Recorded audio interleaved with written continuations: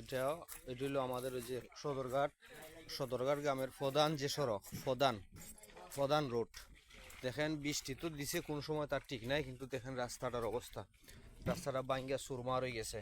রাস্তাটা ভাঙ্গিয়া চুরমার হয়েছে একমাত্র খালি পানির ড্রেন না থাকার কারণে। দেখেন রাস্তাটার অবস্থা, রাস্তাটা ভাঙ্গিয়া আর চুরমার হয়ে গেছে।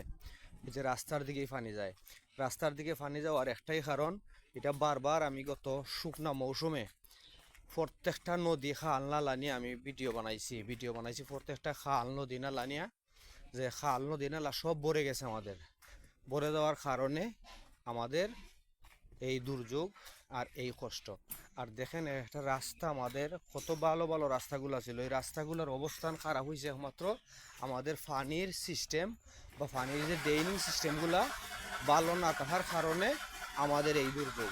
আর আমাদের এই ভালো ভালো রাস্তাগুলো ভাঙ্গার বা ধ্বংস হওয়ার পিছনের কারণ হইল আমাদের কি নাই, এই পানির ড্রেনিং সিস্টেমগুলো নাই।